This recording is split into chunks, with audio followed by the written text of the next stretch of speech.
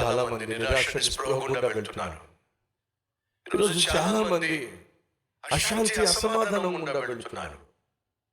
ఇంటిలో సమాధానం లేక, ఒంటిలో ఆరోగ్యం లేక, కంటికి నిద్ర లేక, తినడానికి తిండి లేక, సుఖము సౌఖ్యము సమాధానం లేక, చచ్చిపోతానేమో అనే భయం, చస్తే నరకానికి పోతానేమో అనే భీతి ఈరోజు అనేక మందిని ఆవరించింది. సహోదరి సహోదరు దయచేసి విను. నీ కాళ్ళు బాగున్నాయి, నీ చేతులు బాగున్నాయి, కష్టపడే శక్తి నీకుంది, చక్కగా చూడగలుగుతావు, చక్కగా మాట్లాడగలుగుతావు, చక్కగా వినగలుగుతావు. అతడు పుట్టు గుడ్డివాడు. తను మాట్లాడుతున్న మనిషి ఎలా ఉంటాడో తెలియదు, తను ఎక్కడున్నాడో తెలియదు, అసలు తాను ఎలా ఉంటాడో తనకు తెలియదు, తను వేసుకున్న వస్త్రాలు ఏ రంగులో ఉన్నాయో తెలియదు, కూర్చున్నాడు కానీ ఎక్కడ కూర్చున్నాడో తనకు తెలియదు, తింటున్నాడో ఏం తింటున్నాడో తనకు తెలియదు, తన కన్న తల్లి ఎలా ఉంటుందో తెలియదు, తన కన్న తండ్రి ఎలా ఉంటాడో తెలియదు, తనతో పుట్టు ఎలా ఉంటాడో తెలియదు. ఒకసారి ఆలోచించండి. దిక్కు తోచని, దిక్కు దశలేని, దిక్కుమాలిన స్థితిలో దేహి అనంటూ దిక్కులు చూస్తున్న ఆ వ్యక్తి ఒక శబ్దం విన్నాడు. ఏమిటి ఆ శబ్దం అంటే, దేవుడు పంపించినటువంటి మెస్సయ్య యేసుక్రీస్తు ఈ మార్గంలో వెళ్తున్నాడా? ఏమిటి ఆయన ప్రత్యేకత? పాపిష్టి మనుషులను ఆయన ప్రాణంగా ప్రేమిస్తున్నాడు. పాపులను రక్షించి వారిని నీతిమంతులుగా తీరుస్తున్నాడు. వేశ్యలను పవిత్రపరుస్తున్నాడు, కుష్ఠరోగులను బాగు చేస్తున్నాడు, కుంటి వాళ్ళను నడిపిస్తున్నాడు, గుడ్డి వాళ్లకు చూపునిస్తున్నాడు, వెలివేయబడిన వారిని సైతము తన హక్కును చేర్చుకుంటున్నాడు. ఆయన దైవ కుమారుడు, తన ఎదుటే వేస్తున్నాడు కాబట్టి ఖచ్చితంగా జవాబిస్తాడు అని అనుకున్నాడు. కానీ జవాబు రాలా. ఏమో జవాబిస్తాడేమో అనుకున్నాడు, జవాబు రాలా. ఏమో ఇచ్చే ఛాన్స్ ఉందేమో అనుకున్నాడు, జవాబు రాలా. జవాబు రాదేమో అనుకుంటున్న సమయంలో తను చేసింది ఏమిటంటే తన విశ్వాసాన్ని ఇంకా పెంచాడు. అది ఈరోజు చేయాల్సింది.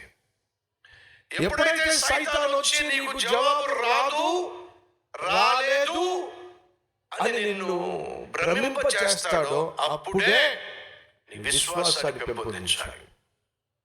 అప్పుడే మరింత విశ్వాసంతో, మరింత పట్టుదలతో, మరింత ఆసక్తితో ప్రభు ప్రార్థన చేయాలి. ఆశలు అడుగంటిపోతున్నప్పుడు, నీలో ఉన్నటువంటి నిరీక్షణ నిరసిల్లిపోతున్నప్పుడు, అప్పుడే నువ్వు మరింత పట్టుదలతో ప్రార్థన చేయాలి. అదే చేశాడు. జాగ్రత్తగా చూడండి. కేక వేస్తడం లేదు బైబిల్లో. కేకలు అని అర్థం ఏమిటి? ప్రార్థించెను కాదు, ప్రార్థన చేసెను. ప్రార్థన చేస్తూనే ఉన్నాడు. తనకు జవాబు దూరం అయిపోతుంది అని తనకు అనిపించినప్పుడు ఏం చేశాడో తెలుసా? కేకలు మొదలు పెట్టెను. ఊరకుండమని అనేకులు వానిని గద్దించిరి, కానీ వాడు దావీదు కుమారుడా నన్ను కరుణించుమని మరి ఎక్కువగా, ఏముంది అక్కడ? మరి ఎక్కువగా కేకలు ఉందా? అది ఈరోజు మనం చేయాల్సింది. దేవుడు నీకు జవాబిచ్చేంత వరకు నువ్వు ప్రార్థన చేస్తూనే ఉండాలి. ఏదో జవాబు రాలేదని, నువ్వు అనుకున్నది జరగలేదని, నువ్వు ఆశించింది పొందుకోలేదని నువ్వు ఈరోజు నిరుత్సాహపడడానికి వీల్లేదు. నువ్వు చేయాల్సిన పని ఇప్పుడు ఉంది, అసలైన పని ఇప్పుడు ఉంది. ఏమిటో తెలుసా? మరి ఎక్కువగా నువ్వు ప్రార్థన చేయాలి. మరి ఎక్కువగా నమ్మకంతో దేవుణ్ణి అడగాలి. మరి ఎక్కువగా ఉపవాసం ఉండి దేవుని సన్నిధిలో కనిపెట్టు. దేవుడు అసాధ్యాలు చేయడంలో ఆరితేరిపోయిన వాడు అనే విషయం మర్చిపోకండి.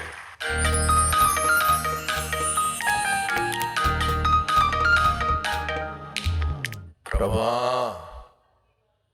ఆత్మీయంగా నన్ను బలపరిచయ్యా, ఆరోగ్యపరంగా నన్ను స్వస్థపరిచయ్యా, ఆర్థికంగా నన్ను స్థిరపరచు నాయనా, ఓటమి పాలైపోయిన నన్ను కనికరించు, అద్భుతం చేయి నాయనా, ఆశ్చర్య కార్యమును జరిగించయ్యా, కూలిపోతున్న నా కుటుంబాన్ని కట్టయ్యా, చెదిరిపోతున్న నా బిడ్డల జీవితాలను సమకూర్చు నాయనా.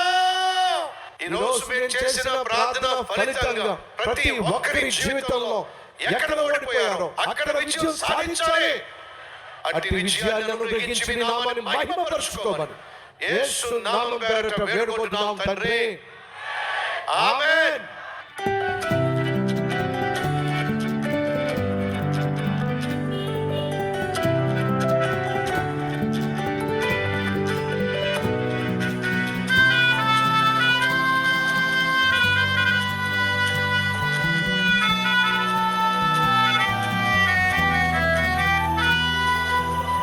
ఈ సందేశం మీకు ఆశీర్వాదకరంగా ఉన్నట్లయితే 10 మంది షేర్ చేయండి, లైక్ చేయండి, మంచి కామెంట్ పెట్టండి.